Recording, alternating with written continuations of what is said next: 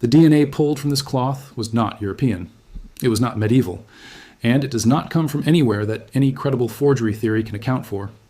In 2015, a team of geneticists at the University of Padua vacuumed microscopic dust from between the linen fibers of the Shroud of Turin. They processed it in a certified laboratory, extracted viable genetic material, sequenced it, and published what they found in scientific reports. A peer-reviewed journal operated by the Nature Publishing Group, the most prestigious scientific publishing platform in the world. This was not a documentary claim. This was not a YouTube theory from a channel with an agenda. These were credentialed university geneticists publishing verifiable, peer-reviewed findings in the kind of journal where scientific reputations are built and destroyed. And what those findings contained sent a shockwave through the serious community of Shroud researchers that has still not been fully absorbed. Over 55% of the human mitochondrial DNA sequences came from populations in the Near East and Arabian Peninsula. Nearly 39% was consistent with populations from the Indian subcontinent. Europeans accounted for less than 6%, all of it extracted from a single piece of ancient linen that the mainstream academic position insists was manufactured somewhere in 14th century France or Italy. Now here is exactly where this story gets deeply uncomfortable for the people who prefer the simple answer. Before you can fully understand why a DNA study published in a Nature journal is still being quietly sidelined by the mainstream academic establishment, you need to understand who Barrie Schwortz actually was. Not the version that gets mentioned briefly in passing, the full version, the inconvenient version. In 1978, when a group of elite American scientists recruited him for a rigorous examination of the Shroud of Turin, Schwortz was one of the most technically respected documentary photographers in the United States, the kind of professional that NASA's Jet Propulsion Laboratory called when the images could not afford to be anything less than perfect. He was precise, skeptical, methodical, and Jewish. A man whose entire professional identity was built on seeing reality exactly as it was, without the interference of sentiment or faith. When the scientists called, his response was immediate and unconcealed. He thought the Shroud was a medieval painting. He'd said so on the record, out loud, with the particular confidence of someone who has never actually examined the thing they are dismissing. He agreed to join the project because the calculation seemed simple enough. Fly to Italy, find the brushstrokes in a few hours, write up the findings, fly home. Free European trip, case closed, career moves forward. He was wrong about every single part of that. The team that assembled in Turin in October 1978 went under the name STURP, the Shroud of Turin Research Project. 40 scientists from disciplines spanning chemistry, physics, biology, forensic medicine, and imaging technology. Researchers from Los Alamos National Laboratory. Scientists from NASA's Jet Propulsion Laboratory. Specialists who held active government clearances for classified imaging work. People who had spent careers in rooms where the stakes of being wrong were measured in more than academic reputation. They brought 72 crates of scientific equipment into the cathedral. Instruments capable of detecting paint residue at the level of individual molecules.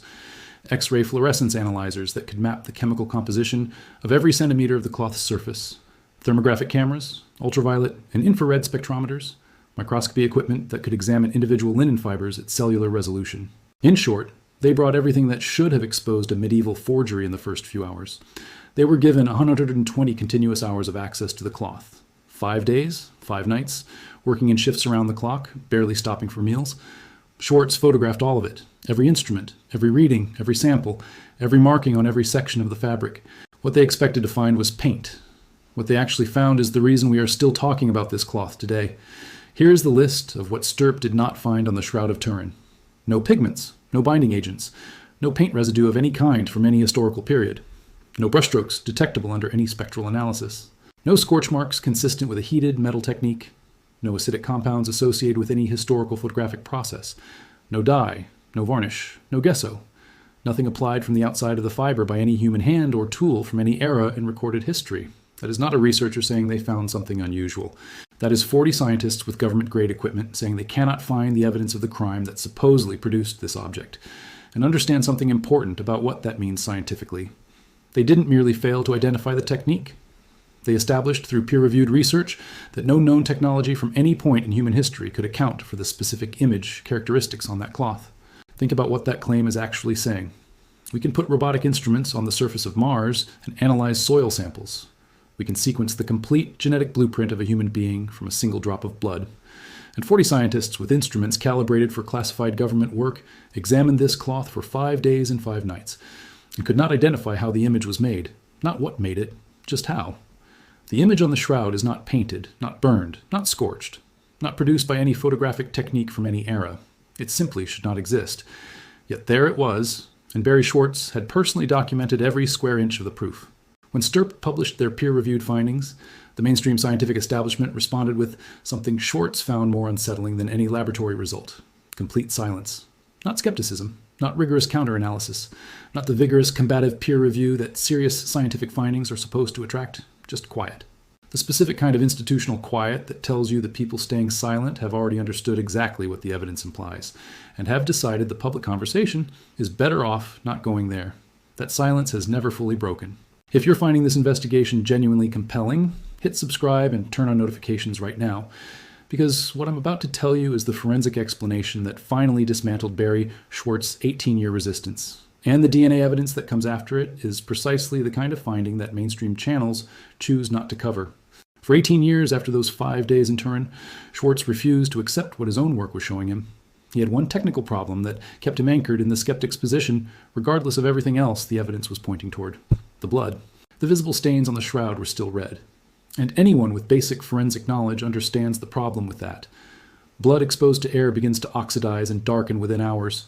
Blood old enough to be called ancient should be dark brown at best, nearly black in some areas, chemically degraded. The visible, vivid, reddish staining on this cloth was the detail that let Schwortz look at 5 days of inexplicable evidence and still tell himself, there must be an explanation we haven't found yet. Then in 1995, he got a call from Dr. Alan Adler, a Harvard-educated biochemist, internationally recognized expert in porphyrin chemistry, the chemical family that includes the compounds in human blood. What Adler told him came down to this: the bilirubin levels in the blood samples from the shroud were not elevated. They were extraordinarily elevated in ways he had never encountered in any other sample he had ever analyzed. Bilirubin is a compound produced when the liver processes the byproducts of destroyed red blood cells. Under normal conditions, the liver clears it efficiently, and blood ages and darkens normally. But when a human body undergoes catastrophic, sustained physical trauma, prolonged injury, massive blood loss over hours, the liver becomes completely overwhelmed. It cannot process bilirubin fast enough. It floods into the bloodstream. And blood with massively elevated bilirubin does not darken the way normal blood does. It retains its red coloration persistently, for decades, potentially for centuries. The visible redness of the blood on the shroud, the single detail that had kept Schwortz a skeptic for 18 years, was not evidence against the cloth's authenticity. It was biochemical evidence of exactly the level of sustained physical trauma described in every historical account of Roman crucifixion. 18 years of deliberate, careful, professional skepticism collapsed. He said later, the data didn't change. I changed, because someone finally gave me the context to read what the data was actually saying. But what happened in 2015 reaches beyond what Schwortz and the STURP team could have documented in 1978, because now there was a new category of evidence, one that didn't exist as a viable forensic tool when those 40 scientists were working in that Turin cathedral: genetic sequencing. Professor Gianni Barcaccia and his team at the University of Padua published their study in scientific reports, detailing what they found when they extracted and analyzed DNA from dust particles vacuumed from the shroud's linen surface. They sequenced both human DNA and plant DNA, mapped the results against known global genetic databases, and published findings that the mainstream narrative about this cloth simply cannot accommodate without serious difficulty. The human mitochondrial DNA in that dust showed a geographic distribution that no one in the mainstream forger camp has satisfactorily explained. Over 55% of genetic lineages were from the Near East and Arabian Peninsula. Nearly 39% were consistent with populations from the Indian subcontinent. Europeans, the very population that, by mainstream reckoning, has handled this cloth almost exclusively for 7 centuries, accounted for less than 6%. Now, the researchers themselves were careful about what conclusions to draw. They explicitly acknowledged contamination from modern handling as a real factor, and they did not claim that DNA proves the shroud's origins. What they found was a complex mosaic of genetic traces. But here's the question that the forger theory still hasn't answered cleanly. For 7 centuries, by mainstream reckoning, this cloth has been handled almost exclusively by Western European populations. The DNA should reflect that. It doesn't. And a medieval forgery manufactured in 14th century France doesn't accumulate a genetic fingerprint weighted toward the ancient Levant and Indian subcontinent, not accidentally and not through ordinary handling. The DNA study didn't only find human genetic material in that dust. It found plant DNA, specific species, identifiable geographic origins, and that finding connects to something that happened decades earlier. A Swiss criminologist and botanist named Dr. Max Frey conducted independent pollen analysis on sticky tape samples taken from the shroud's surface. He identified 58 distinct plant species in that pollen. The majority were native to the region around ancient Jerusalem and the eastern Mediterranean. Several were exclusively native to that geographic area, species whose pollen had no business being concentrated on a cloth supposedly manufactured in 14th century Western Europe. Now consider what happens when you place that finding next to the 2015 Barkatcha results. Two independent research efforts, conducted decades apart using completely different methodologies, one studying pollen residue with criminological tools in the 1970s, one sequencing genetic material with modern genomic technology in 2015, both pointing toward the same geography, the same region, the same ancient Middle Eastern signal. In science, when two independent methodologies using entirely different approaches converge on the same geographic conclusion, that convergence is not dismissed. It is investigated, published, debated, and built upon, unless apparently it involves the Shroud of Turin, in which case the mainstream establishment prefers the silence it has maintained since 1978. Barrie Schwortz spent the years after his 1995 transformation building something the academic establishment could not suppress as easily as a journal submission. The website shroud.com, launched in January 1996, before Google existed, became the largest publicly accessible database of peer-reviewed shroud research in the world. Every scientific study, every spectral analysis, every photographic record from the 1978 STURP investigation, freely available, no advertising, no corporate funding, no institutional filter on what gets published and what gets buried. In 2009, he founded the Shroud of Turin Education and Research Association, a nonprofit with a single mission: preserving the scientific evidence for researchers who would come after him. Barrie Schwortz passed away on June 21, 2024. He was 77 years old, a Jewish man, a professional skeptic, a photographer trained to see things exactly as they were. He never converted to Christianity. He never stopped being Jewish. But he believed, completely and without reservation, that the Shroud of Turin was the authentic burial cloth of Jesus of Nazareth, not because of faith, but because of evidence that he had spent 4 decades helping to document, preserve, and make accessible to anyone honest enough to examine it. He said once that he was not interested in telling anyone what the shroud should mean to them. That was never his job.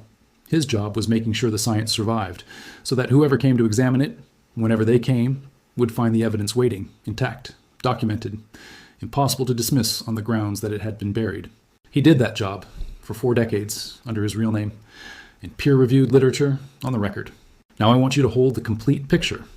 The STURP team ran 72 crates of equipment across 5 days and 5 nights and could not find any known technique that explains the image, a finding that has never been scientifically overturned, only ignored. The blood chemistry shows bilirubin concentrations consistent with catastrophic, sustained physical trauma. 2 independent botanical research efforts, decades apart, using different methodologies, both identified plant species native to ancient Palestine on the surface of this cloth. And the 2015 DNA study from the University of Padua, published in a Nature-affiliated peer-reviewed journal, found a human genetic profile weighted heavily toward the Near East and Indian subcontinent, not toward the medieval Western Europe, where mainstream theory insists this cloth was made. 4 categories of independent evidence: image analysis, blood chemistry, botanical residue, genetic sequencing, all pointing in the same direction. And the mainstream academic position is still that this is a medieval forgery. The researchers who conducted the DNA study were careful not to overclaim. They acknowledged the data cannot definitively determine the cloth's origins, but that scientific caution actually makes the silence more striking, not less, because even the researchers who did the work say the genetic mosaic is consistent with a cloth that traveled extensively through the Mediterranean and Near East. That is not nothing. That is the kind of finding that, in any other context, would generate sustained institutional interest. Here's what I want you to think about seriously. If the geographic DNA pattern points so consistently toward the ancient Middle East, what is it? What if it is exactly what the geography suggests? A biological record of the populations this cloth passed through on a documented journey from Jerusalem through the ancient Eastern Mediterranean to Western Europe? A forensic fingerprint of a real historical route preserved in the genetic material deposited by every human hand that touched it along the way? What if the reason mainstream science refuses to seriously engage with the convergence of these findings is not because the findings are weak, but because they are strong enough that seriously engaging with them means publicly questioning a conclusion that institutions committed to decades before this evidence existed? Barrie Schwortz asked these questions in public, under his real name, in peer-reviewed literature, for 4 decades. As a Jewish man, with no religious stake in the Christian interpretation of this cloth, and nothing to gain professionally from the direction the evidence took him, he followed the science, he documented it anyway, and he built a public archive to make sure it survived him. It did. So here's the question I'm leaving with you today. Is the convergence of image analysis, blood chemistry, botanical evidence, and genetic sequencing the accumulated scientific case of a cloth that is exactly what it claims to be? Or is there an explanation for why the DNA fingerprint of this cloth maps so consistently toward its documented historical journey? That doesn't require the most obvious answer. Drop your honest thoughts in the comments. Not what you're supposed to think. What you actually think after hearing what the evidence says, because the conversation Barrie Schwortz spent 40 years trying to have deserves to keep going. And we are not finished with this investigation, not even close.